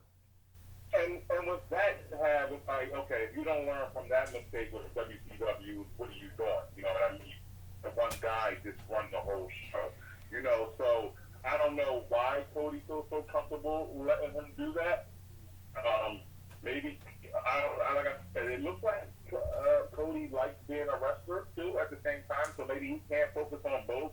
We see why NXT is so great because Triple H is really able to focus on that brand. You know what I mean? And he's not distracted by the in-ring ability. He's just focusing on the backstage politics. So maybe Cody needs to maybe do that a little more. You know what I mean?